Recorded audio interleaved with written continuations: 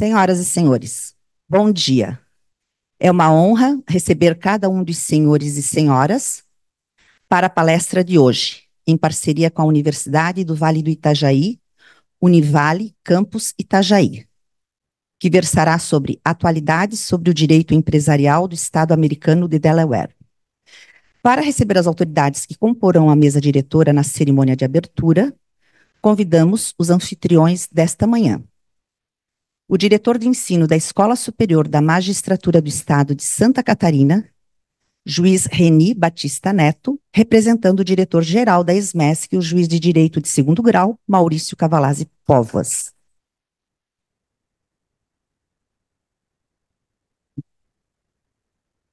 Convidamos o palestrante, Dean Todd Clark, atual reitor da Uriner University Delaware Law School.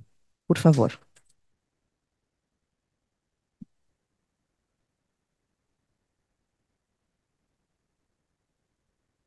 O primeiro vice-presidente da Associação dos Magistrados, juiz Juliano Serpa, representando a AMC.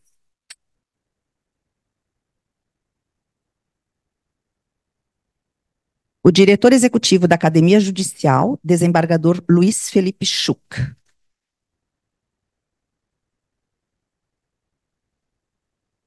O advogado e professor da ESMESC e da Universidade Estácio de Sá, Dr. Moacir José Serpa.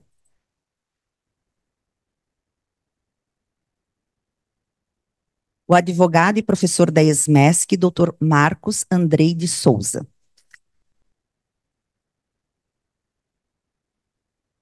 O coordenador do curso de Direito da Universidade do Vale do Itajaí, Univale Campus, professor Roberto Epifânio Tomás.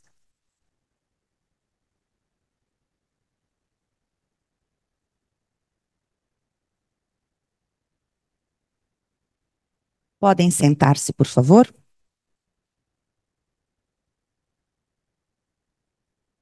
Passa a palavra ao Dr. Reni.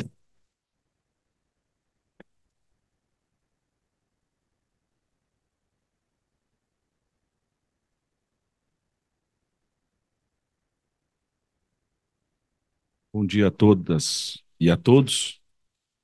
Eu gostaria de iniciar cumprimentando aqui o vice-presidente da Associação dos Magistrados, nosso colega o juiz Juliano Serpa, que representa a AMC, o diretor executivo da Academia Judicial, o desembargador Luiz Felipe Schuch, assinalando que a Academia Judicial sempre está irmanada com a ESMESC, de forma que agradeço ao D. Schuch pela presença. Gostaria de cumprimentar os professores também que participarão do evento, o advogado e professor da ESMESC, o Dr. Moacir José Serpa, esse querido professor da ESMESC, cuja atuação profissional é sinônimo de unanimidade no meio acadêmico. Todos, docentes e discentes, nutrem grande respeito e carinho pelo professor Moacir. Muito obrigado, professor.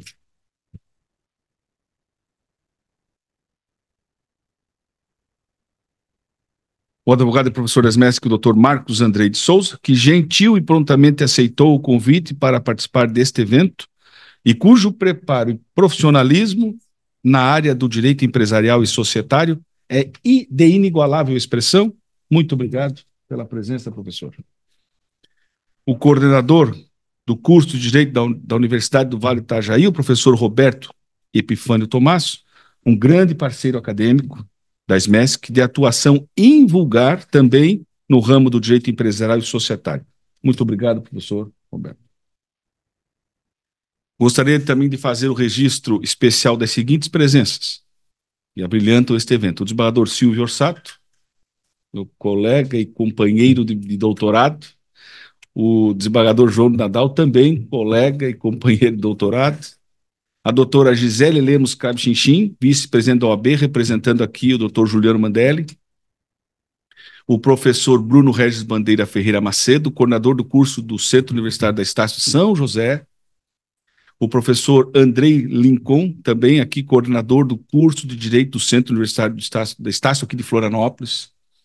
Sei do empenho aqui e faço um registro agora à Univale, aos professores da Univale, porque sei do empenho que os professores da Univale tiveram de viabilizar aqui a participação dos alunos aqui neste evento, vindo, né, se deslocando de Itajaí com esse trânsito. Esse deslocamento realmente é uma saga, uma aventura, né, parabenizando.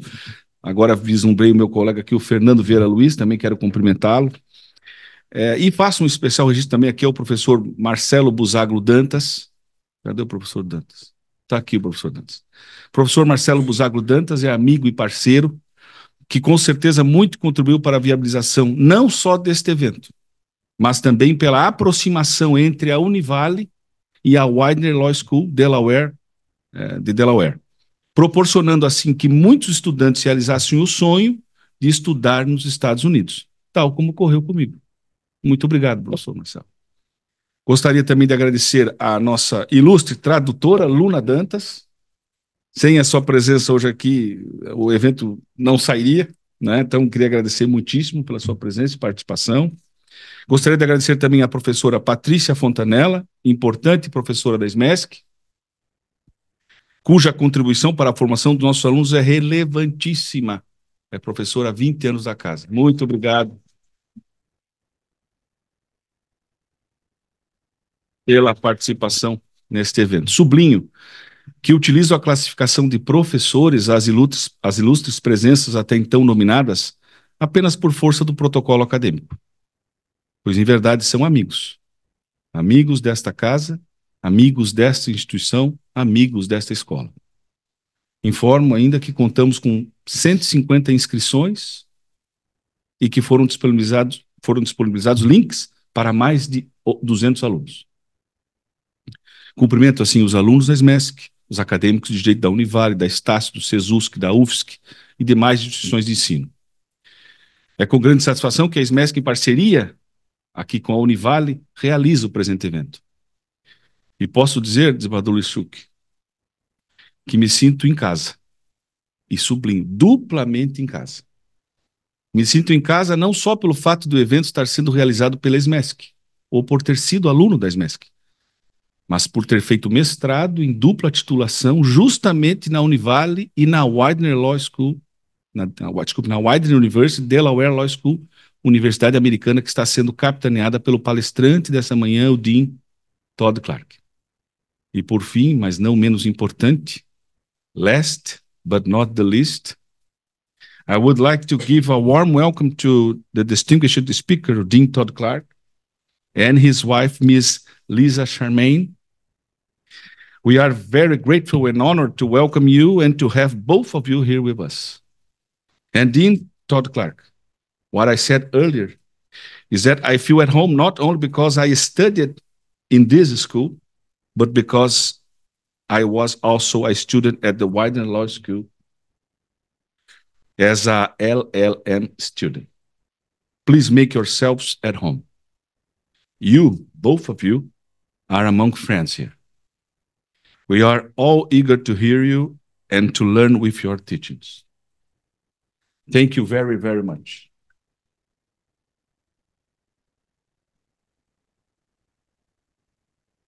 Mais uma vez eu renovo então os agradecimentos a todos e devolvo a palavra ao cerimonial para prosseguimento. Muito obrigado. Obrigada.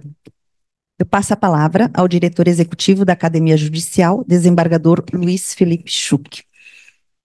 Muito bom dia a todos os presentes, alunos, alunas, professores da nossa SMESC, meus queridos colegas magistrados, professor Dean Todd, sua esposa, e dizer, em nome da Academia Judicial, que, assim como o Dr. Reni, eu fui aluno da SMESC, né?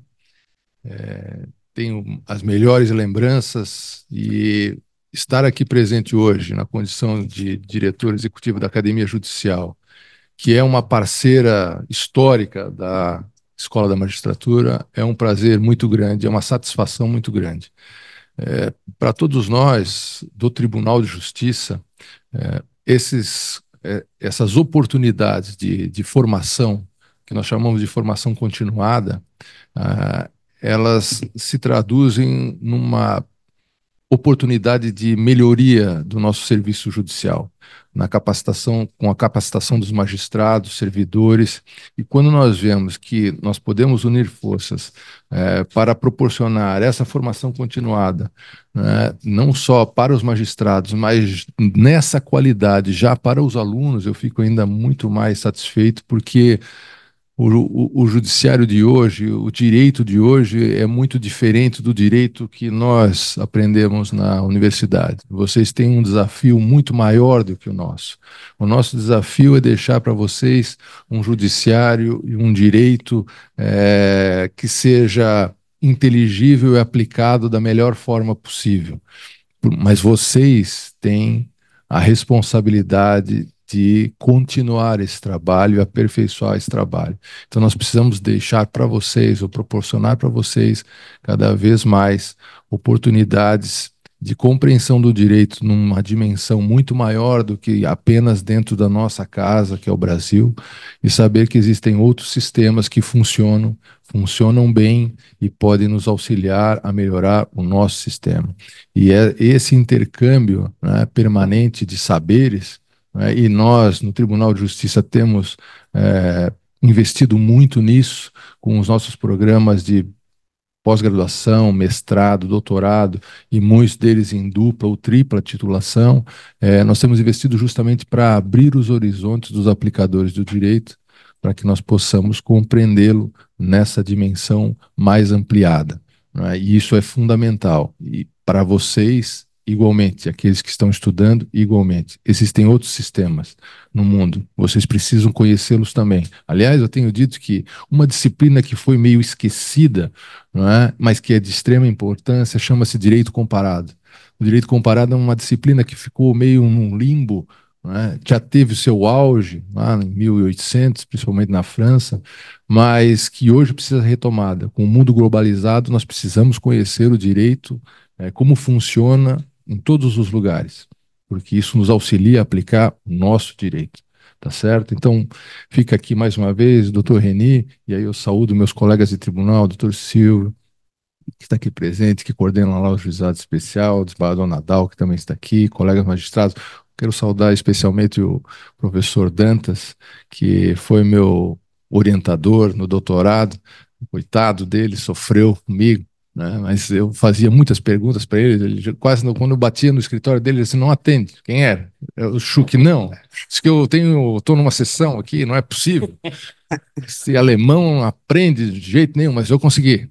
E se eu conseguir terminar o doutorado, vocês todos têm plena condição de terminar a graduação e o que mais quiserem fazer. Eu tenho uma falha só grave.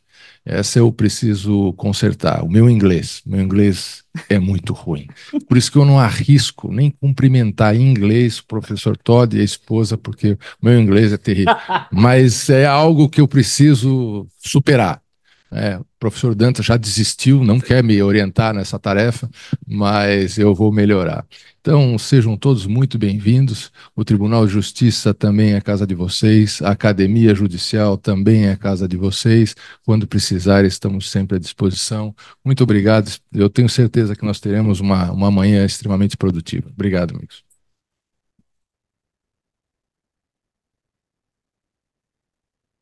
Obrigada, desembargador Schuch, e vamos superar juntos. Eu passo a leitura do currículo do nosso palestrante. Atual reitor da University Delaware Law School. Dr. Clark é natural de Columbus, Ohio, Estados Unidos da América. Graduou-se em Ciência Política pela Universidade Wittenberg, em Springfield. Doutorou-se em Direito pela Faculdade de Direito da Universidade de Pittsburgh, na Pensilvânia. Obteve mestrado em Administração de Empresas pela Faculdade de Economia e Negócios da Universidade da Virgínia Ocidental, em Morgantown, Virgínia Ocidental. Então, eu convido todos os membros da mesa para ocuparem seus lugares junto à plenária, aqui, a plateia, porque nós vamos fazer projeção, vamos baixar a tela. O nosso palestrante vai sentar aqui, juntamente com a nossa menina que vai fazer a tradução, aluna. Por favor.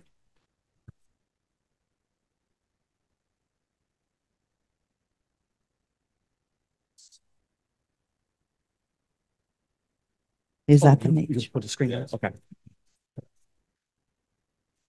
Essa palestra terá como tema Atualidades sobre o Direito Empresarial do Estado americano de Delaware. E a tradução será realizada pela advogada Luna Dantas, mestranda no programa de pós-graduação em Direito da Univale. Luna Dantas pode posicionar-se ao lado do palestrante. Nós vamos baixar a tela aqui. Ok?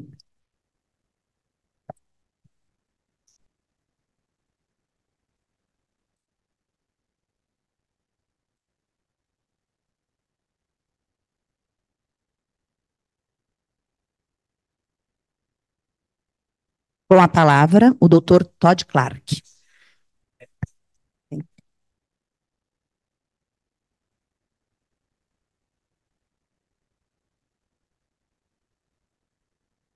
Everybody hear me? Great. I want to just thank all of you for extending this wonderful opportunity for me to be here today. My time in Brazil has been nothing short of exceptional, and for it to culminate in such a wonderful event, I really want you to know how much I appreciate all of you taking time out of your day to come here and listen to me and have some fellowship and kind of learn from each other.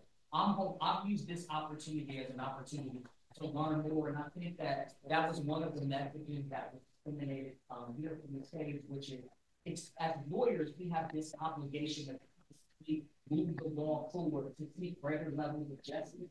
And I think the best way to seek those levels of justice is through discourse and engagement and communication and learning. And so for me, just being here in this country for the past several days has just been nothing short of amazing. I think that you have a beautiful culture, you have a beautiful geography. My partner and I were like, we have to come back in December because but this has been so spectacular, and I want to say thank you. But before I begin, I also want to give a special thank you to my buddy Marcelo. This opportunity would not have transpired but for all of his hard work that took place well before I became a dean at Delaware Law School back in 2017 when we started thinking about this with Eileen in Delaware Law School. And this is beautiful to see what this is growing into. And I'm excited to see what it will grow into in the future through our work together and hopefully collaborating with some of the people in the work. The other thing is I would like to extend my gratitude to Univale. They have just been an exceptional host. The Academy of Judges, this is a beautiful event. You have a beautiful space here. I really want to just thank you for extending this opportunity to be here. And again, all of the other universities that are represented here that have come to make this event happen today. So I'm hopeful that I can show my appreciation by giving an engaging presentation and hopefully sharing something with you that I think you can take with you and hopefully that you find fairly informative. These are things that I'm passionate about. So you have given me an opportunity to be a professor again. When I'm at home at Delaware Law School, I'm the dean of the law school. So I'm doing all types of administrative stuff. So I don't get a chance to really focus on my research and my presentation as much as I would like. I still do a little bit of it, but this gives me that opportunity and forces me to put my hat on. So now I have a number of articles that I'm like, okay, I gotta write because I'm excited from my time talking with you here. So what am I gonna talk to you about? Sorry. I believe everyone understood your greetings, but just repeating some of it, resuming some of it. Professor Clark agradece muito a presença de todos, a Univale e todas as instituições envolvidas. Ele está tendo um momento muito bom no Brasil e isso com certeza vai ser muito importante quando ele voltar. And also, if you could please speak on the microphone. Thank you. Can you hear me? Okay. Am I good? Yeah. Okay. All right. So let's get into it. I'm not going to talk about the horse just yet, but I will introduce you to the horse. This is Breeze, and I'll share some information with you about Breeze here in a second. But before I get into my conversation about corporate justice, I want to talk to you about Delaware and why Delaware is such an important location, not just in the United States, but on a global level. And part of that is because 68.2% of America's Fortune 500 companies, which are some of the richest companies in the world, are incorporated in the state of Delaware. So The other piece of that is when you have transnational business relationships, so you have companies in Brazil or partners in Germany or in the EU that want to do business in the United States, often those business relationships are governed by the law of Delaware. In the United States, we have this doctrine known as the Internal Affairs Doctrine, which states if we decide to form a corporation, we have to identify a location or a jurisdiction of incorporation. And once you identify that jurisdiction, that state's corporate laws govern the internal affairs of your company. So any disputes between directors, officers, and shareholders will be governed by the internal affairs of the state where you decide to incorporate your company.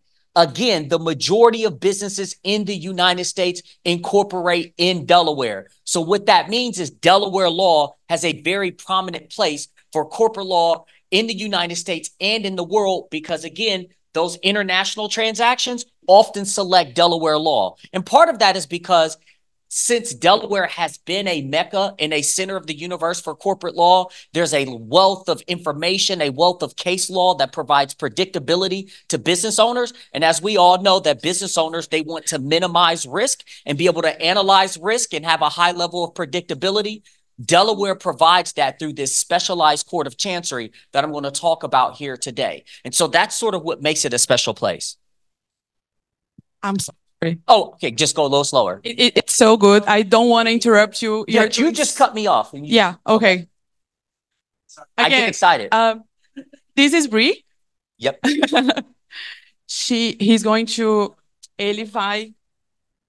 Ele vai introduzir ela mais tarde, mas ele gostaria de introduzir a palestra ressaltando a importância de Delaware para o meio corporativo dos Estados Unidos. Mais de 68% das empresas americanas estão no estado de Delaware e muitas transações internacionais normalmente escolhem esse estado para realizar transações internacionais com União Europeia, etc. E, por isso, a legislação, o estudo de corporate law, de direito empresarial americano, é tão relevante, especialmente no estado de Delaware. I'm going to go slower. So let's start off this way. I'm going to ask a question. And the question is, what is the purpose of a corporation? Qual é o propósito de uma empresa? Anybody? What's the purpose? Say it loud. Jobs and profit, right? To make the shareholders money, right? That's one of the ideas of when we think about the modern corporation. Yeah. Empregos e lucro é a ideia que a gente pensa quando a gente fala de empresas modernas. Now, technically, right? That's how we think about it. If you really want to know the purpose of the corporation, you look to the Articles of Incorporation, and typically the Articles of Incorporation say nothing about profit. It says this company is organized for any lawful purpose. Normalmente, quando a gente olha o objetivo de uma empresa, não se está posto que o objetivo é lucro, mas que o objetivo é fazer tudo aquilo que está dentro da lei. So, interestingly, historically, in the United States, corporations, if you go back to the early sort of establishment of corporations in the United States, they were not organized for profit. Companies were not organized to enrich shareholders. Companies were organized to benefit the public utility, to benefit the people.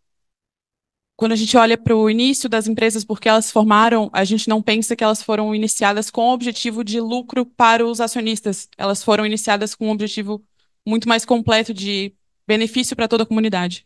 Which is really different and unique from what we experience in corporate law today, because as you mentioned, we think about corporate law today as you have to earn a profit and it's about profitability.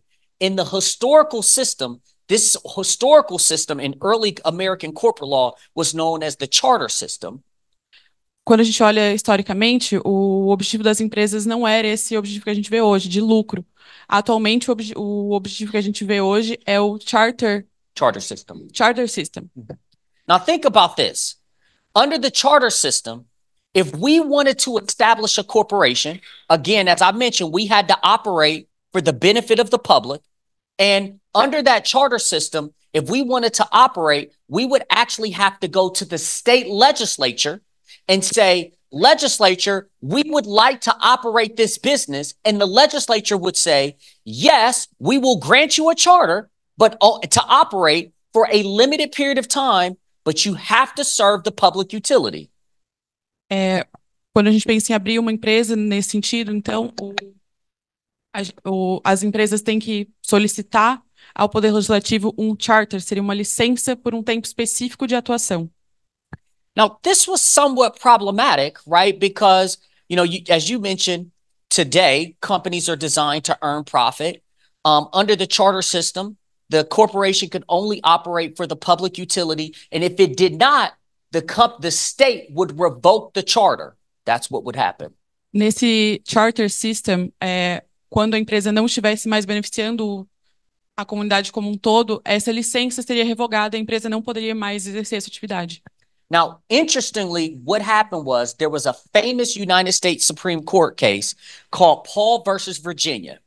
And in the Paul versus Virginia case, the court said the United States Constitution regulates interstate commerce, which is business transactions from state to state in the United States. That case said this Commerce Clause not only applies to individuals, but it also applies to corporations.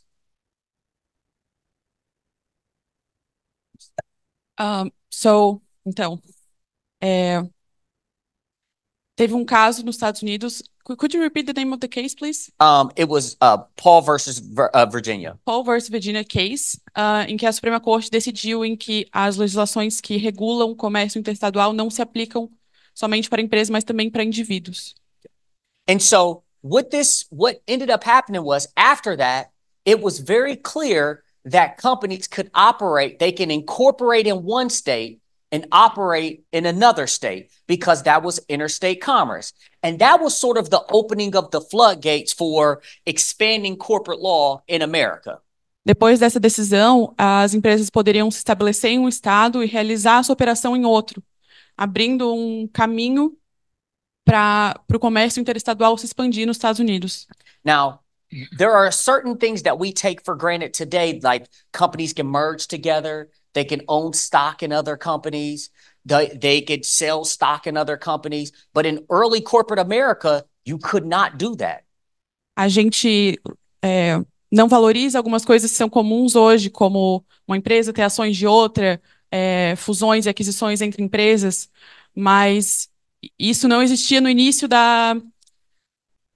do direito americano empresarial no início. And so what happened was not Delaware, but New Jersey. The state of New Jersey said, we want to be the most business-friendly jurisdiction in the United States because we want companies to do business in New Jersey. O estado de Nova Jersey decidiu que queria ser o estado mais amigo das empresas dos Estados Unidos, por isso emitiu diversas legislações que pudessem permitir isso. Não Delaware, mas Nova Jersey começou com isso. So New Jersey, in 1888, adopted a statute that said, and this was no other state was doing this. The state of New Jersey said, well, we are going to allow companies to merge together, to come together and form a new super entity. So we will allow mergers. It's a common concept that we appreciate now. But in the late 1800s, it didn't exist. The state of New Jersey was the first state to adopt legislation to allow that to happen. O estado de Nova Jersey foi o primeiro estado americano, em 1888, a permitir que empresas pudessem fundir. Algo que parece comum hoje, mas que na época era bem inovador. Then 1 year later, in 1889, New Jersey modified the statute again and said, not only can you merge together, but one company can own stock in another company. And so that was 1 year later. Um ano depois, uma outra legislação surgiu, dizendo que não somente elas poderiam fundir, mas elas também poderiam adquirir ações umas das outras. And the most important piece of legislation that New Jersey enacted was a statute that said, we are getting rid of the charter system. No charter system.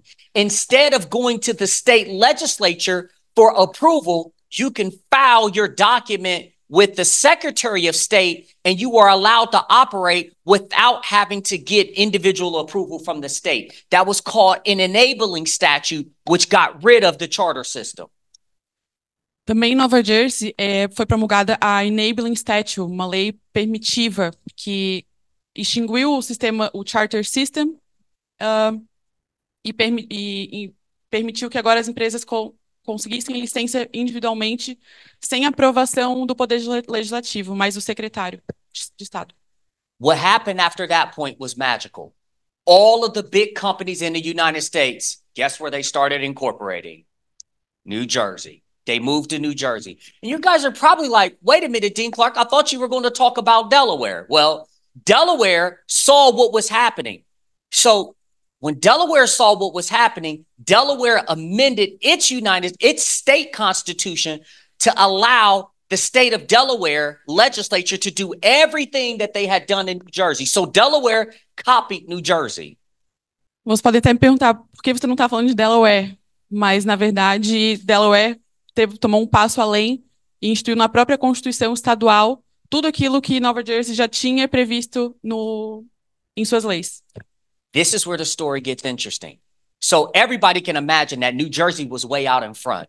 You had companies like Standard Oil had moved to New Jersey, and you had some other really large companies that had moved to New Jersey, incorporated. And because of these rules, guess what happened to the power of the corporation?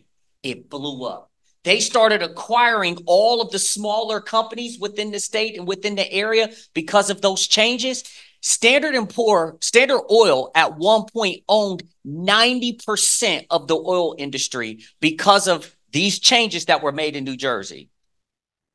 Aconteceu uma coisa bem interessante disso, as empresas assumiram um poder muito maior do que antes. A Standard Oil, por exemplo, chegou a possuir 90% das empresas petrolíferas da região. And many of you know the problem with that, right? When you have one company that controls a market, that creates antitrust issues and creates monopolies, and monopolies are not good for commerce. Isso cria diversos problemas de antitruste e de monopólio, que não são positivos para as empresas. And what happened was, there's a famous president in the United States, Woodrow Wilson, who at the time was not the president of the United States. He was the governor of New Jersey. Woodrow Wilson, que era na época o governador de New Jersey. He was the governor of New Jersey and then became president of the United States. E depois virou presidente dos Estados Unidos. And Woodrow Wilson, while he was governor of New Jersey, said, this is bad. This is evil. We don't want companies to be this powerful. So all of the work that New Jersey had put forward, he repealed it and said, no longer can, if a company wants to operate, he took it back to the charter system. O governador Wildred, ele removeu essas permissões e retomou o sistema Carter. And once that happened, Delaware law had gained steam and took off. And once Delaware took off, the state of New Jersey tried to go back to what it started, but it was too late. The state of Delaware had captured the throne. And the really unique feature about the state of Delaware is that when all of those business issues were litigated or are litigated, they go to this specialized court called the Court of Chancery.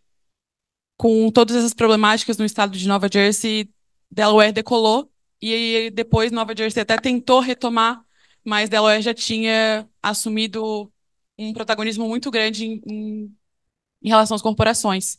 Inclusive, Delaware tem um diferencial que é uma corte especializada em direito corporativo, o que também possibilita maior sucesso das empresas.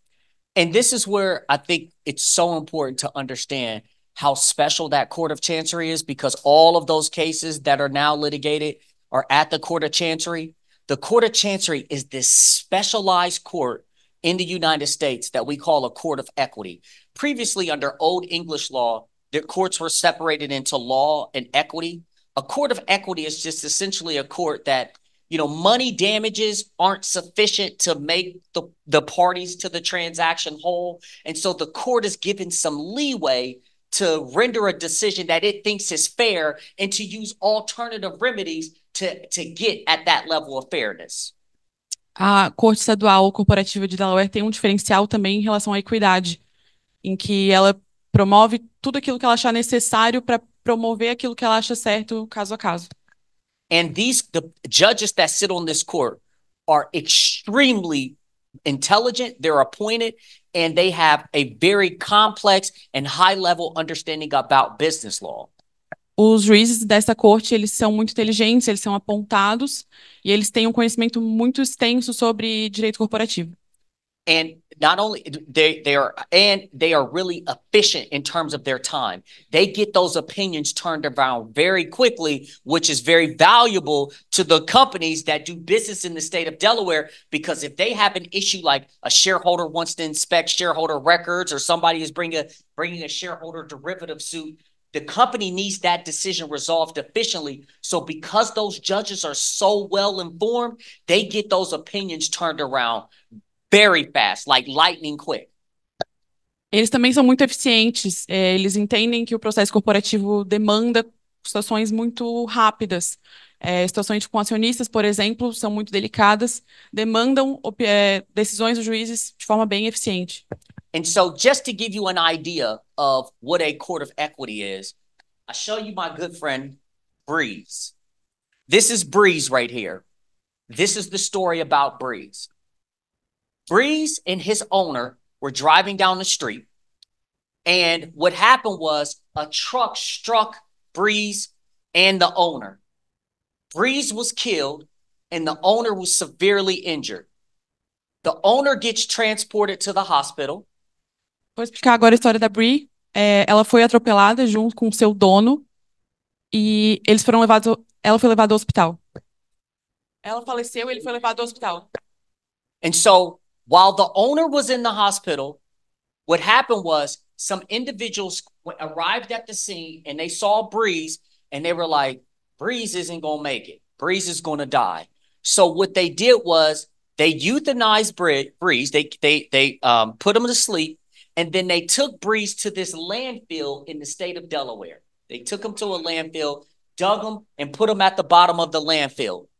When the owner woke up, the owner was like, where is my horse? My beloved horse. And they explained to him that the horse was dead. They had to put him down, and he's in the landfill. A Bree teve que passar por eutanásia e colocaram o corpo dela num lixão. E quando o dono acordou do hospital, ele perguntou onde é que tá a Bree e tiveram que dizer para ele, infelizmente ela foi colocada num lixão. So what the horse's owner did, the horse's owner went to the landfill after he got better and said, I want you to dig my horse up so that I can give my horse a proper burial. Ele foi até o lixão e falou, eu preciso que vocês retirem ela daí para que eu possa dar um destino digno para ela, um enterro digno. The landfill company said, we can't do that. It's dangerous because we've already dug him down. We don't know exactly where he is. It's dangerous. If we send people out there, they could be injured. There's toxins. And so we're not going to do it. You cannot get your horse. Infelizmente, a empresa dona do lixão disse que era muito perigoso, que tinha toxinas e que, infelizmente, não sabiam exatamente onde ela estava e ela não poderia ser removida do lixão. And so what he does is he goes to that court of chancery. Remember how I said the court of chancery is a court of equity and it deals with cases to try to get a fair result and apply fair practices and procedures? This is the type of case that goes in front of the court of equity. In addition to all the other corporate stuff, this is a case about it because he wasn't going to be happy with money, right? He wanted his horse. And so the judge in this case, the chancellor in this case had to figure out what is fair. Ele levou esse caso para a Corte de Equidade justamente por ser uma corte que não leva em consideração só a questão financeira, mas como tornar essa situação o mais justa possível. In a beautifully written opinion, Chancellor McCormick said, I empathize with you. I feel bad for you. You loved your horse. I know how much care you took of that horse, but I cannot give you authorization. I cannot grant you a court order to dig that horse up because it is such a health risk. And so the answer to that is no. O juiz, em uma belíssima opinião, um belíssimo voto, disse que ele sentia empatia pelo dono do cavalo, mas que, infelizmente, ele não poderia exigir a retirada do cavalo do lixão por ser extremamente perigoso. The interesting part about that opinion is it highlights another thing about the Court of Chancery. One, the type of work that they deal with as a court of equity. You can see how this implicates a lot of fairness. But the other thing that's really powerful about this decision, it was rendered on January 3rd, which in the United States, that's like the holidays, and nobody is working in the United States, and it's New Year's. That opinion came out on January 3rd. So it's sort of an example of how the Court of Equity applies, but it's also an example of the efficiency of the court and how much they desire to get those cases turned around. Uma das partes mais relevantes desse voto, além da empatia que o juiz teve, foi a questão da eficiência. A decisão saiu no dia 3 de janeiro, um período em que nos Estados Unidos é feriado, e só demonstra a relevância dessa corte para resolver esse tipo de caso tão delicado. The sort of the thing that was really, in addition to the fact that it was a really quick decision, it just shows that her level of compassion. The other sort of quick thing that I'll tell you, just another example of what goes in front of the Court of Chancery on the corporate side. How many of you know the name Elon Musk? Quais de vocês conhecem o nome Elon Musk? Yeah. So the owner of Tesla, one of the richest people in the world, Tesla's shareholders had voted to give Elon Musk a $55 billion compensation package. Os acionistas da Tesla votaram para dar 55 bilhões em bônus para o Elon Musk. One minority shareholder did not like it, and so the minority shareholder brought a shareholder derivative suit in the state of Delaware because that's where a Tesla is incorporated. Acionista minoritário questionou essa decisão e levou essa questão para a Corte de Equidade. Chancellor McCormick was the same person that decided the horse case. This case was also in front of her. When it came up, she basically said, even though this transaction was approved by a majority of the shareholders, the board failed to make certain disclosures to the shareholders and was too tainted to the extent that there was too close of a connection between the board members that approved the transaction and Elon Musk that she invalidated the $55 billion compensation package and said you cannot pay it. A mesma juíza que decidiu o caso da Brie decidiu nesse caso e disse que os acionistas majoritários tinham uma relação muito próxima com o Elon Musk e o fato de um acionista minoritário questionar essa decisão é possível de tornar ela inválida e ela impediu o bônus de 55 bilhões para Elon Musk. And so Elon Musk was really upset about that. And so he still hates the state of Delaware. He hates us. And so one of the things that's happening in the state of Delaware is they call it de-exit. And it's Elon Musk, because this compensation package was denied, is of the opinion that the Delaware courts have gone rogue. And so he's trying to encourage companies to leave the state of Delaware and incorporate it in places like Texas and Nevada. So that's a really, really big topic that's going on right now in the United States. Elon Musk ficou tão revoltado com essa situação que ele começou um movimento de de-exit, de saída de Delaware, de retirar as empresas do estado de Delaware e ir para Texas, Nevada. E isso é uma questão que está bem controversa nos Estados Unidos atualmente. I don't think that will happen just because of all of the things that I've shared with you about Delaware's prominence and the sophistication of the judges, but it is something that is real in that our legislators and our Court of Chancery and our Supreme Court in the state of Delaware are thinking about, how do we combat against this? I think we have a great state and a great judiciary, and I think we will weather the storm, but it has brought a lot of attention at a national level, and really on a global level to some extent. As instituições do estado de Delaware, legislativo e judiciário, elas são muito fortes e elas estão tentando buscar uma solução para essa controvérsia nacional que surgiu, mas o professor Todd acredita que Delaware é muito forte e vai superar essa situação. So I'm going to shift gears a little bit and talk about something that is near and dear to me, where I'm putting a lot of my research into as a corporate law scholar. Ele vai mudar um pouco o cenário agora e tratar de uma questão que é muito especial para ele como professor de direito. So when I began my career as a law professor, I spent 20 years teaching corporate law, and I really enjoyed teaching corporate law. And I thought I was doing a really good job of teaching corporate law. And I thought that I was empowering my students to think critically about corporate law and to think about the dignity of others while they engaged in a corporate law practice.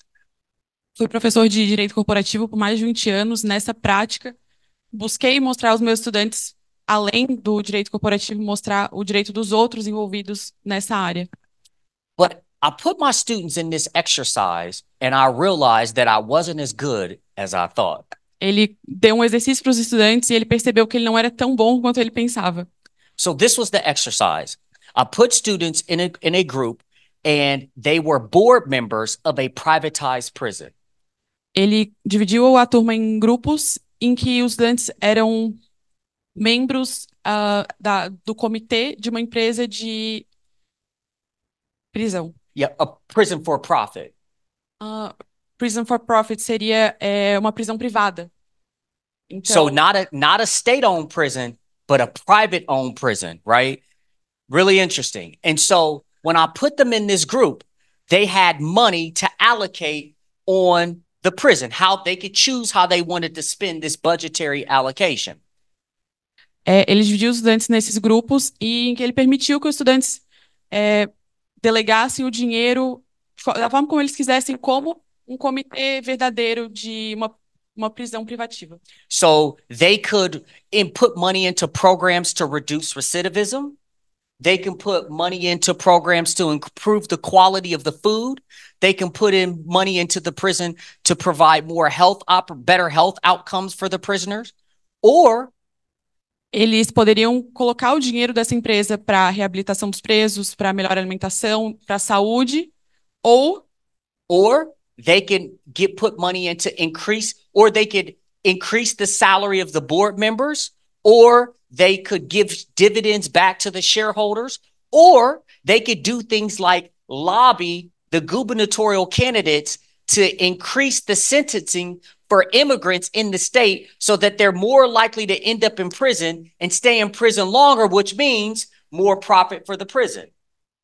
Eles poderiam também dividir os lucros da empresa entre eles, entre o comitê de administração, poderiam alocar dividendos para os acionistas da empresa, ou eles poderiam, inclusive, agir com lobby para passar legislações mais duras para imigrantes, para que eles passassem mais tempo na prisão privativa deles, aumentando os lucros. Question is, where do you think the majority of my early students decided to fund? What type of initiatives do you think they decided to fund out of the ones that I've mentioned? What do you think was number one?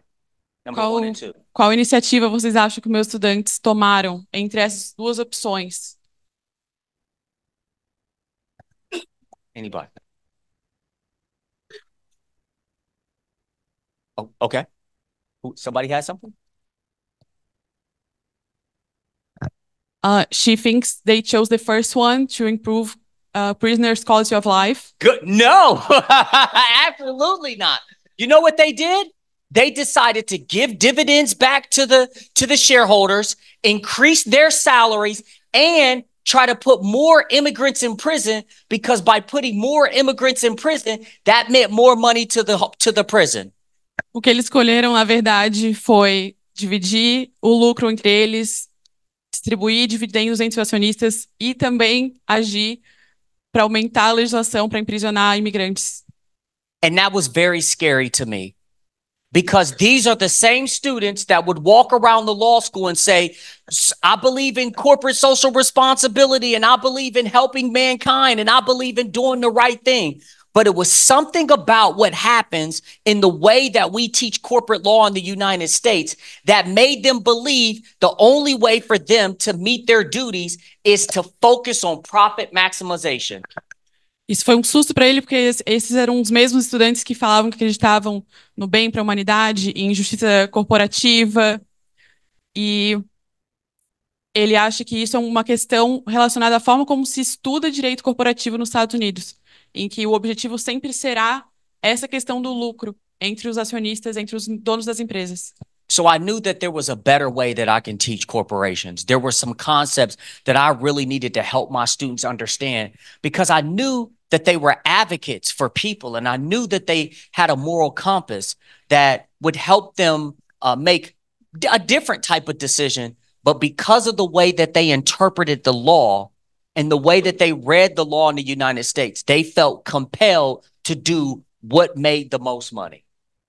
Eu sabia que eles eram estudantes que tinham capacidade de pensar pelo bem dos outros, que tinham uma bússola moral, mas era pela forma como eles interpretavam e eram instruídos a interpretar a legislação americana que fazia com que eles agissem dessa forma, pensando sempre no lucro. And that's when I came up with this concept of corporate justice. Foi nesse momento que eu pensei nesse conceito de justiça corporativa. And so, to better help you understand what corporate justice is, I'm going to explain what these other doctrines are and how they do not accomplish enough in terms of getting us to a higher sense of justice for corporate. Para poder explicar esse conceito, eu vou apresentar alguns termos e por que eles não abarcam o conceito de justiça corporativa. All right, so let's look at this first one. So we have, according to the United Nations Industrial Development Organization, corporate social responsibility, which many of you have heard, is a management concept. That's key. It's a management concept whereby companies integrate social and environmental concerns in their business operations and interactions with their stakeholders. CSR is generally understood as being a way through which a company achieves a balance of economic, environmental, and social imperatives, triple bottom line approach, while at the same time addressing the expectations of shareholders and stakeholders. So corporate social responsibility operates from whose perspective? De acordo com a Organização das Nações Unidas, a responsabilidade social corporativa é um conceito de gestão, pelo qual as empresas integram preocupações sociais e ambientais em suas operações de negócios e em suas interações com partes interessadas. Esse tema é geralmente entendido como a maneira pela qual uma empresa alcança um equilíbrio entre imperativos econômicos, ambientais e sociais, a abordagem do triplo pé da sustentabilidade, ao mesmo tempo em que atende às expectativas de acionistas e de stakeholders. So my question to you is, under corporate social responsibility, who has the responsibility? Who is corporate social responsibility? Where is the focus? De quem é a Somebody responsabilidade? just said, say it loud. It's the company, right? It's the directors and officers. So this is focusing on, it's really an internal sort of look. And basically, the challenge with corporate social responsibility is that a company is only going to do this what's in the best interest of the public if it is what? Profitable, right? That's probably the limitation of this, because this is only focusing on the insiders. O problema desse conceito é que ele é um conceito interno, de gestão interna. Então, ele somente será aplicado visando também o lucro, ao mesmo tempo visando o lucro, porque são as companhias que gerem que são aplicadas a esse conceito. So let's look at this next one. Many of you have heard of environmental justice. That's a major concept here in Brazil. Brazil is very thoughtful in terms of thinking about the environment, and I would say one of the leaders in the world on environmental related issues. And so if you look at this definition of environmental justice, it's a beautiful definition. According to Client Earth, environmental justice is the fair treatment and meaningful involvement of all people, regardless of race, color, national origin, or income, with respect to the development, implementation, and enforcement of environmental laws, regulations, and policies, right? Beautiful definition. It's broad to the extent that it mentions, race, color, national origin, income, but it's very narrow because environmental justice is only talking about environmental justice, right? So this is a limited term, right? So in some ways it's broader than corporate social than CSR, because there are more parties that you are thinking about that have a obligation to meet this. It's really narrow because it only relates to environmental justice. Think about other forms of justice, right? Like if you think about child labor laws, that's not a function of environmental justice, but that's still an issue that would need to be addressed, but that's not picked up by environmental justice. Or if you think about sort of racial inequality, that wouldn't be picked up by environmental justice. So environmental justice is a limited term as well. A justiça ambiental é o tratamento justo e o envolvimento significativo de todas as pessoas, independente de raça, cor, origem nacional ou renda, no que diz respeito ao desenvolvimento, implementação e aplicação de leis ambientais. Então, é um termo muito específico e limitado que não abrange outras questões de responsabilidade corporativa, como o direito das crianças, no meio de trabalho. And then finally, we have this concept of ESG. So ESG stands for environmental, social, and governance, a framework that evaluates a company's sustainable and ethical impact on the world beyond traditional financial reporting. It assesses how well a company manages its environmental footprint, E, its relationships with people and society, S, and the quality of its leadership, internal controls, and shareholder rights. That's governance. Investors and stakeholders, this is the key, investors and stakeholders use ESG to understand a company's long-term value and non-financial performance, considering its reliance and positive contribution to society and the environment. O ESG avalia o quão bem uma empresa gerencia sua pegada ambiental, seus relacionamentos com as pessoas e a sociedade, e a qualidade de sua liderança. Mas o ponto mais importante é que são os investidores e stakeholders que usam o ESG para entender o valor de longo prazo para o desempenho não financeiro de uma empresa, considerando sua resiliência e contribuição positiva para a sociedade e o meio ambiente. So the question that I have for you now is, what's the limitation here? ESG is really only focusing on who? A pergunta que eu faço agora para vocês é qual a limitação aqui? ESG é realmente feita para quem? Where's the focus? Qual o foco aqui? Anybody?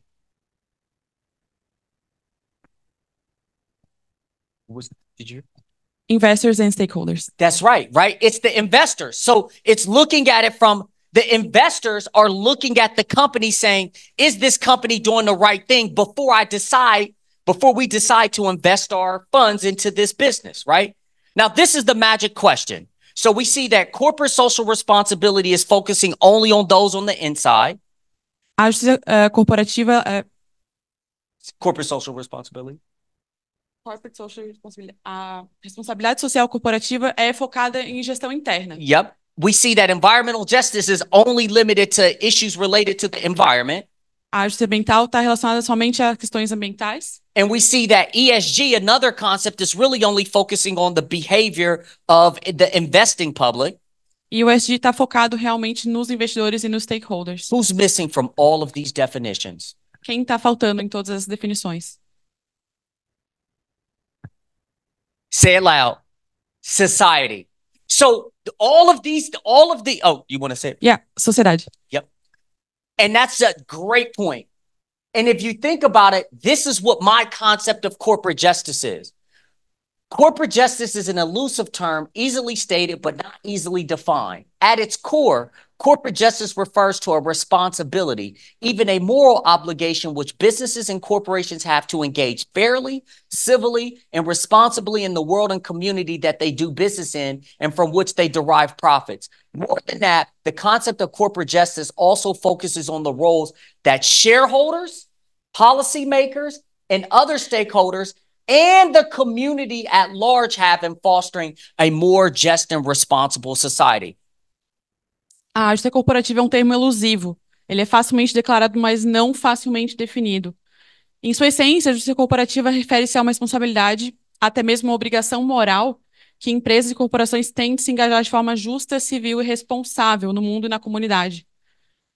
Mais do que isso, o conceito de justiça corporativa também foca nos papéis que acionistas, formuladores de políticas, outras partes interessadas, stakeholders, e a comunidade em geral tem na promoção de uma comunidade empresarial mais justa e responsável.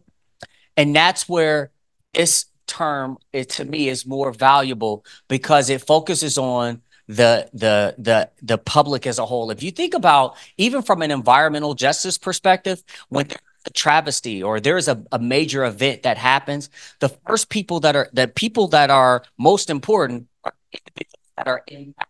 And it is those individuals that bring those issues to the attention of the corporation, to the investing public. And those are the individuals that start the movement to facilitate change.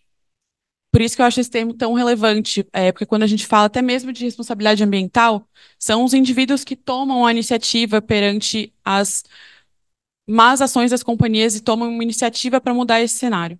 And so when I go back to my students, after having that experience that I talked about in that exercise, by the end of the class, when they take this corporate justice class, they have a much better appreciation for their role to make a difference and why it's important for them to be willing to go out on the limb and to be willing to be advocates of justice, because they have a responsibility as well. It's not just the insiders. It's not just the investing public. It's not just limited to environmental law. It's that all of us collectively have a responsibility to work together to ensure that companies operate responsibly and do business in a fair and just manner.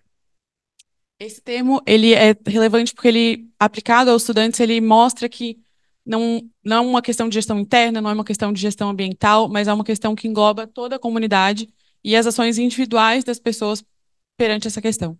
Yeah, I think that this class has really been transformative. If I can show you some of the reviews that I've got, you would be like blown away. Some of the comments that students have made, because once they go through that exercise that I shared with them and I highlight to them, you basically sold out.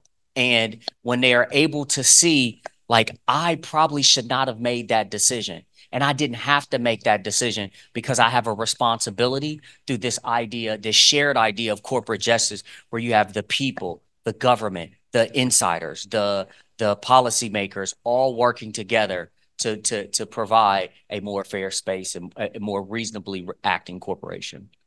Os meus estudantes tiveram uma mudança de perspectiva depois desse exercício, em que eles puderam perceber que a justiça corporativa ela engloba diversos atores da sociedade e mostra para eles que a responsabilidade também é deles de promover essa justiça na sociedade.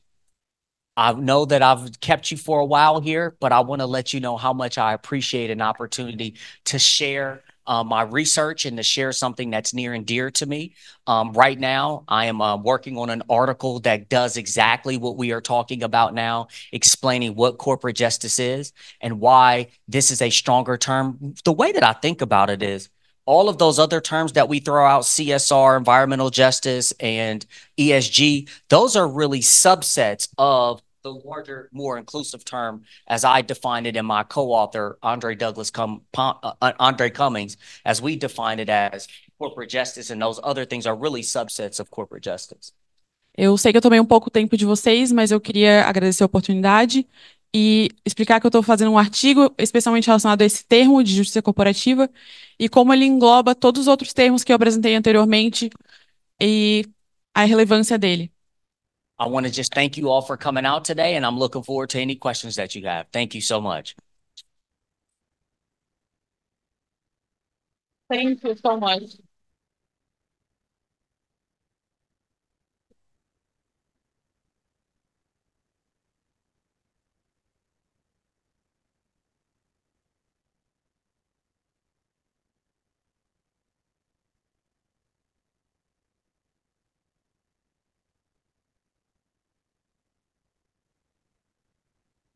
Eu vou pedir para o nosso técnico subir a tela, por favor.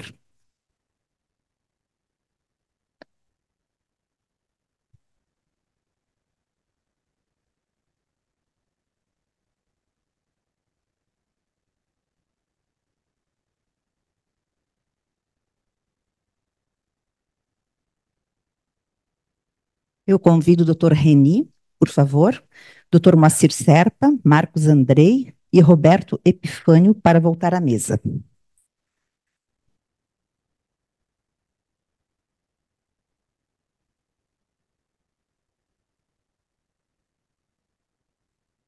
Nosso palestrante, por favor.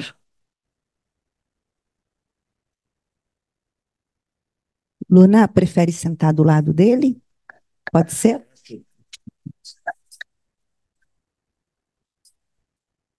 A aluna senta do lado do Dr. Clark, que é melhor para os trabalhos, por favor. Sim. Passa a palavra ao Dr. Reni.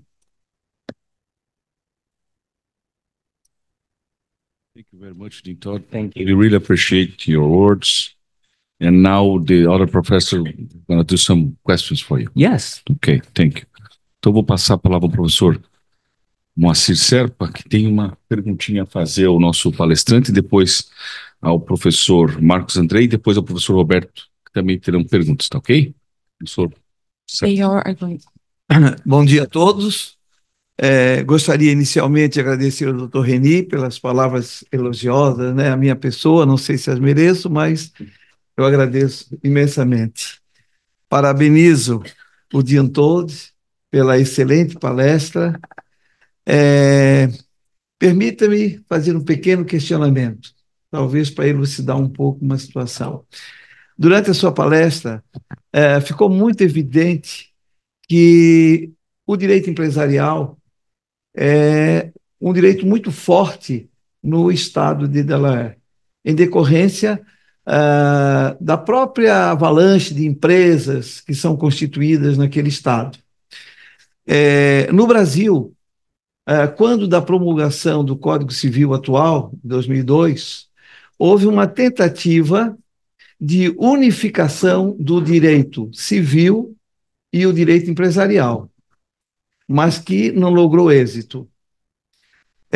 Mesmo assim, não logrando êxito, parte da legislação do direito empresarial, notadamente aquela referente ao direito de empresa, a exemplo do direito italiano, permanece codificada no Código Civil.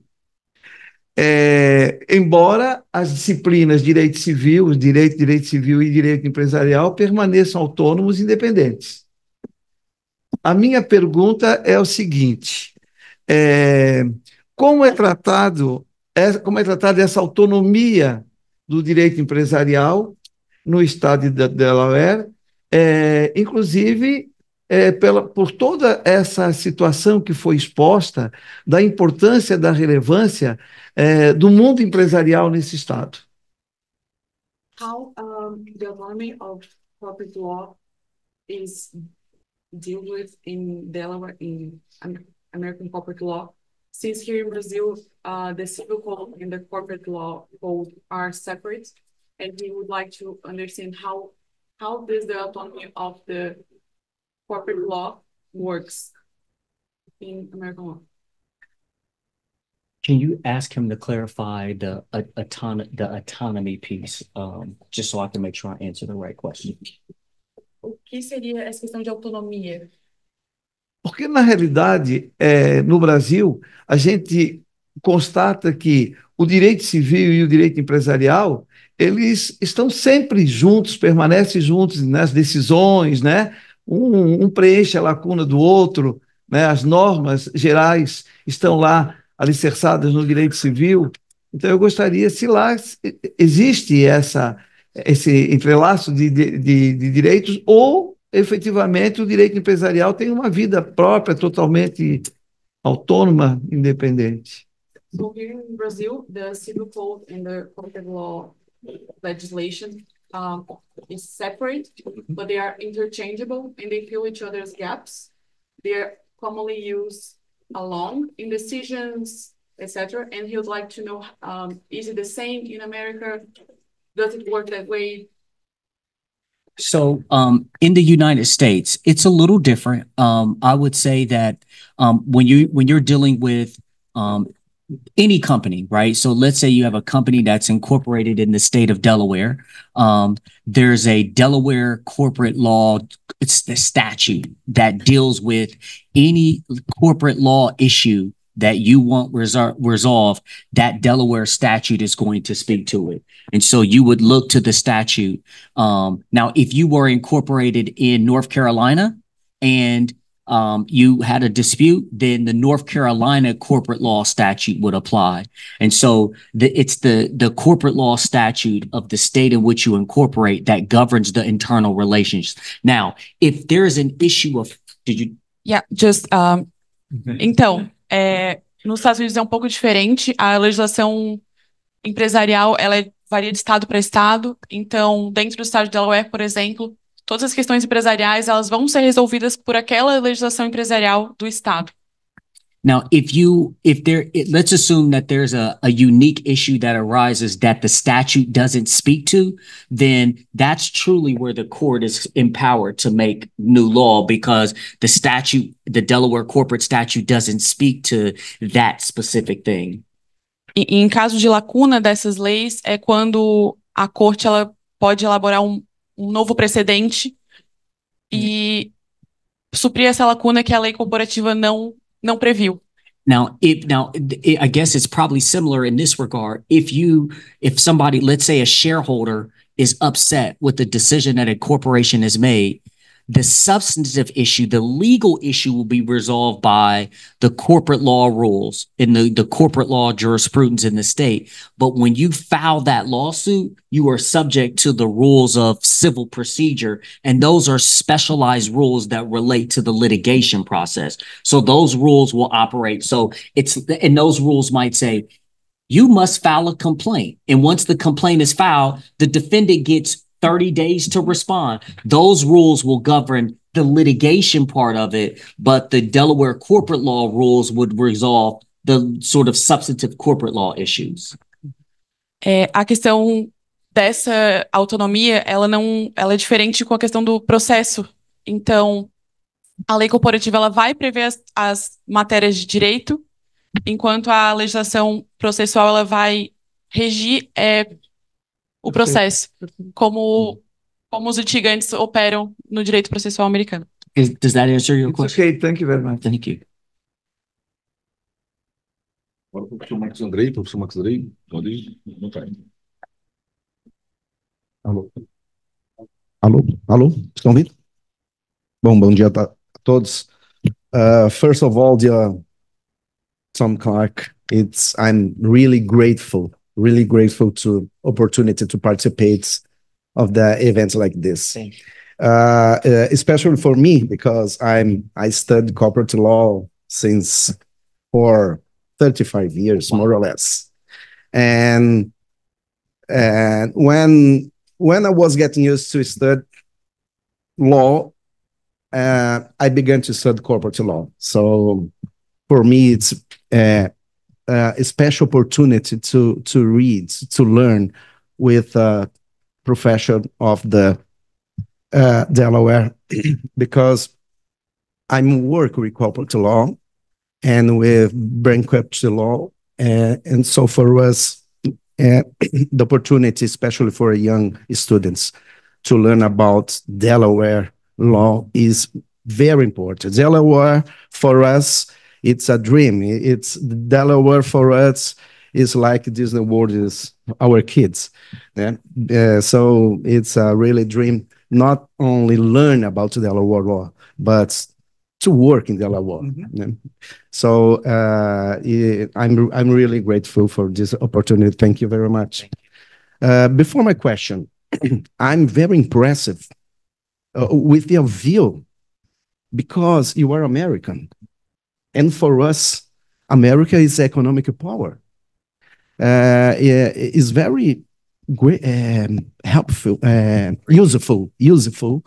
Learn you, especially with the young students in Brazil, because for us in America, companies, the only view is profits. Yeah. It's job and profits. Mm-hmm. É interessante. Sorry. É interessante para mim. Entender essa perspectiva de você, principalmente como americano, porque para nós brasileiros, América é sempre lucro primeiro. E I should confess you that when I wrote my doctorate thesis, it was in 1999. I provoked the discussion between the social function of companies and social responsibility of corporates. Because in Brazil, the social function, it's imperative, it's obligatory.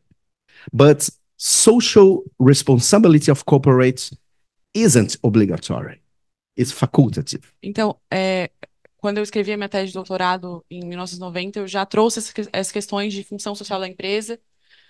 Apesar de que no Brasil, função social é imperativa, a responsabilidade social das empresas não é.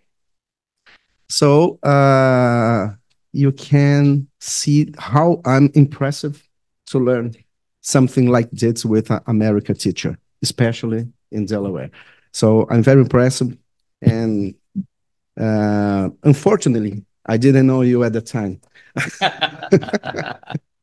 So let's go with my question.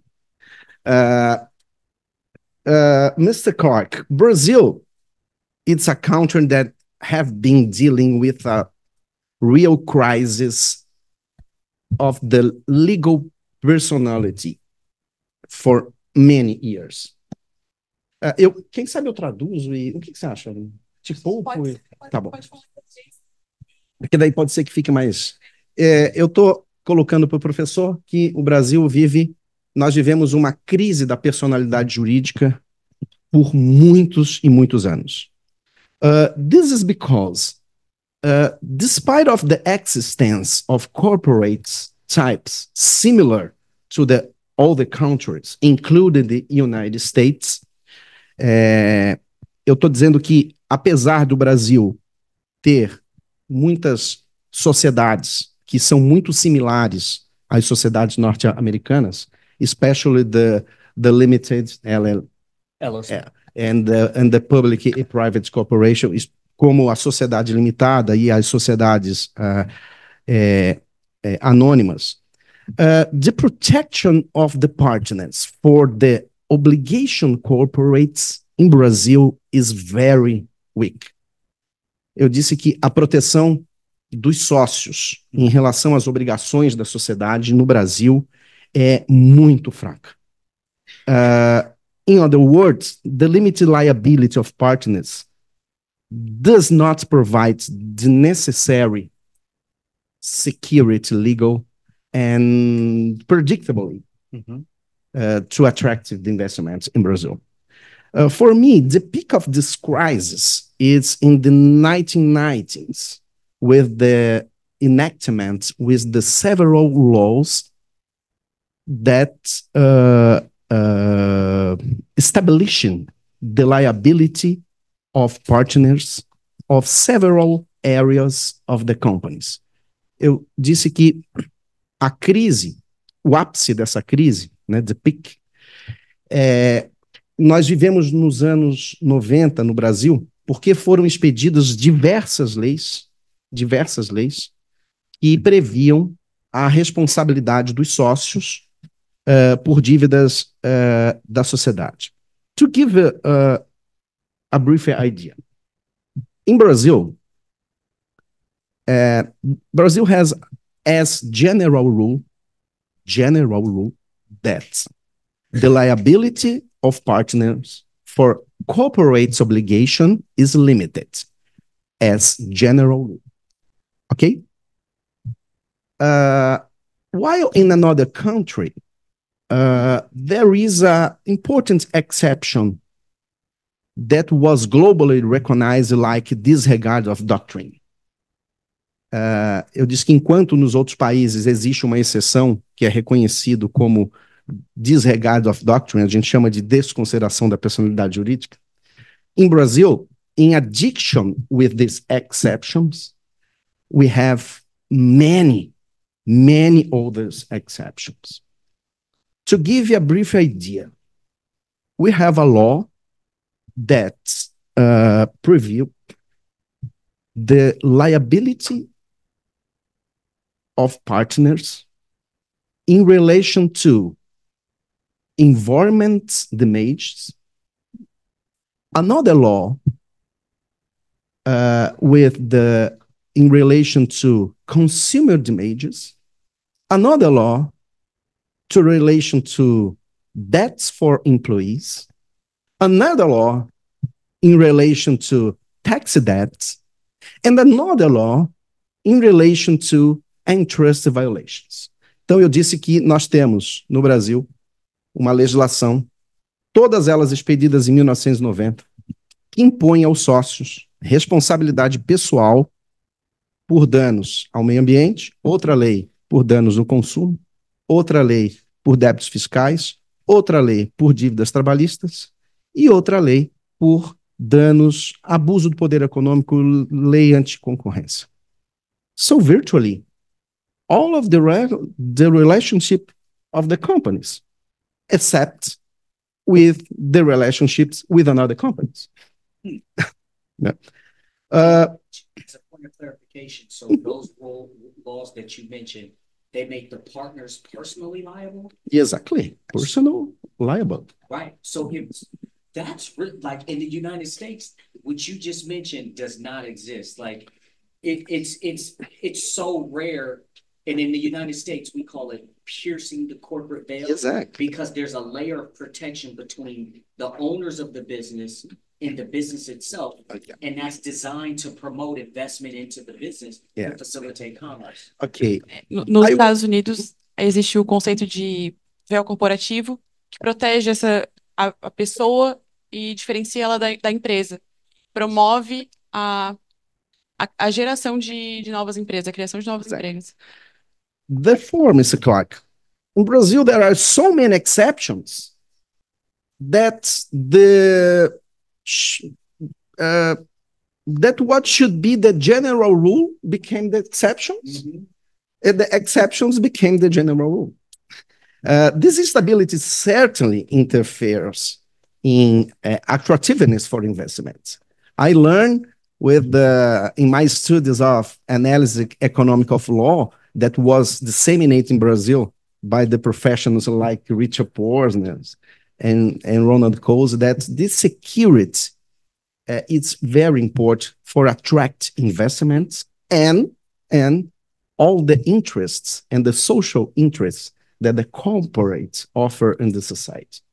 So my question to Mr. Clark, could you explain for us what the American system about the liability of partners, what its importance for the economic development, and especially how the institutional view of the social justice involving companies? Yeah, that's I really appreciate your wonderful question and just your energy and passion for corporate law. I can tell that you think deeply about it and that you are a true scholar in that area. Like yourself, corporate law coming to Delaware was like going to Disney World. Exactly. And so I love it. All of the classes and cases that I've taught, I get a chance now to meet the people that litigated the cases, the judges that decided the cases. So it's exciting for me. So in the United States, in terms of limited liability, that is a concept that is a very valued concept, because as you mentioned before, the limitation of that liability encourages investment, right? If the shareholders or owners don't believe that they're going to have limited liability, they're less likely to invest in the business. So one of the things that happened, and it would have. So, a questão da separação da personalidade jurídica nos Estados Unidos é uma questão muito valorizada. Okay. In the 1980s, before what happened, you had corporations and you had partnerships. Those were the primary entities in the United States. And then in the 80s, the United States created I would call the king of all entities, the Limited Liability Corporation, the LLC, which was an innovation because what it did was it allowed the owners of the business, again, to have limited liability. Under old corporate law, you could only get to the shareholders if you were able to pierce the corporate veil.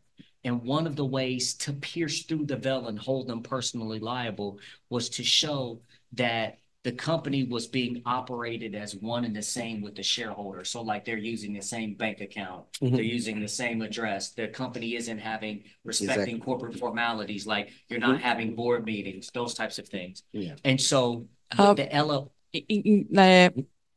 No início do direito corporativo americano existiam empresas e sociedades. Atualmente, existem também as empresas as limitadas. E com isso, atualmente, no direito corporativo, só pode furar o véu corporativo se demonstrado Confusão uma patrimonial. confusão patrimonial, exatamente. So with the LLC is so flexible. You don't have to have meetings. You have a lot of you have a lot of flexibility, and you still maintain your limited liability. And so it's really a function of contract law. The owners of that business can pretty much agree to do whatever they want or not. And so that was a creation in the United States that provided for a lot of flexibility and a lot of investment in business investment, because now people can get involved in an LLC, have an ownership interest, things, and there's a lot less formality associated with it. And that made business investment really positive. And the likelihood of being able to hold the owner of an LLC liable is very, very low in the United States, like almost impossible. Essa criação da sociedade limitada, ela tirou algumas formalidades das empresas. Então, os donos das empresas podem administrar ela como eles julgarem mais adequado. E também é muito difícil demonstrar que houve uma confusão patrimonial nesse tipo de empresa limitada. Thank you, Professor Todd. Agora o professor Roberto Epifânio, por gentileza. Bem, quero agradecer inicialmente ao doutor Reni pelo convite, ao doutor Schuch, que já acabou se retirando, também aos professores Moacir, professor Marcos. Grata satisfação de estar aqui na SMESC mais uma vez, acompanhados de uma turma de acadêmicos, que faço menção aqui ao nosso presidente do diretório acadêmico, o Gregório Cristino, e a todos os acadêmicos aqui, cumprimentando a todos. Special Professor Clark, it's good to see you again. I have already seen you at the university, but now here. So my ask is about, as you said, Delaware is a state where the big corporations used to establish their own headquarters, and through it, its corporate policies and programs. So, in your point of view, thinking about corporate justice, how is the compliance program contribution to decrease employment discrimination? Assim, a minha pergunta está relacionada aos programas de integridade, os programas de compliance. Como eles podem, eventualmente, contribuir para a diminuição da discriminação empregatícia? So that's actually a really good question, and I'll share a quick story. There's a case that was recently decided in Delaware. It's the McDonald's case. And in this McDonald's case, McDonald's, there was widespread discrimination that was occurring in the workplace. And the shareholder had brought a lawsuit against the board for failing to monitor the discrimination that was happening in the workplace. Whenever you bring an action that the board has failed to monitor, it's called a Caremark claim. Ele vai responder essa pergunta com um exemplo, que é o McDonald's case, em que um dos acionistas processou o comitê administrativo por falhar em impedir atitudes discriminatórias dentro do ambiente de trabalho. Isso é. And so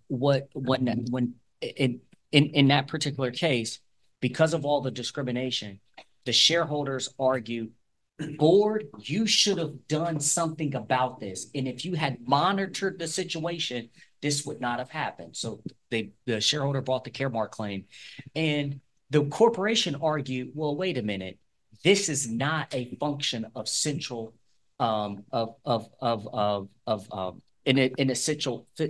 function. The board argued, we have an obligation to monitor. We make hamburgers. We have an obligation to monitor the making of the hamburgers and the processes and procedures. And the court said, you are right. You have an obligation to manage those things that are mission critical, like monitoring and making of a hamburger, but you also have a duty to monitor those things which relate to central compliance. One of the central compliance is employment discrimination laws, and your failure to do that could run afoul of your fiduciary duty. So I think that sort of the essence of this notion of corporate justice is being picked up by some of the courts, and I think they're taking in a more expansive view of the responsibility of board members. I think in the past, those board members would have possibly been able to escape liability, but now we're seeing that their feet are being held to the fire. Nesse caso, o comitê de administração alegou que a função deles era administrar a função principal da empresa. Eles não têm a obrigação corporativa de se preocupar com questões de compliance. A corte falou que sim, realmente você tem essa obrigação, mas além disso, você tem uma obrigação de agir conforme as melhores práticas corporativas. Isso é um exemplo de como as cortes americanas têm evoluído para adentrar outras questões sociais além meramente das questões corporativas. I just want to say one more. The other thing that makes bless you. The other thing that makes your question a really great question at this moment is that in our current presidential administration, I think that there is a sort of retrenchment on diversity, equity, and inclusion and issues of racial justice and inequality. I think that there's a distancing. And so that's another thing that's happening. I think companies 3-4 years ago were more concerned about racial inequality and injustice in the corporation. And I think that under the current administration, things are changing. Uma das questões que torna essa pergunta tão interessante é porque com a nossa atual administração presidencial, algumas questões de diversidade, equidade, justiça social dentro das empresas não está mais tão presente quanto estava 3-4 anos atrás. Isso fez com que algumas empresas retraíssem esse tipo de política.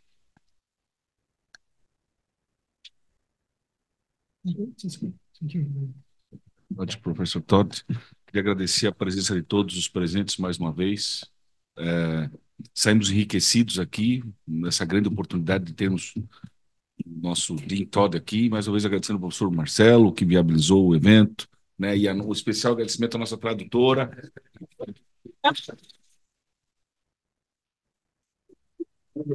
O evento encerrado, muito obrigado.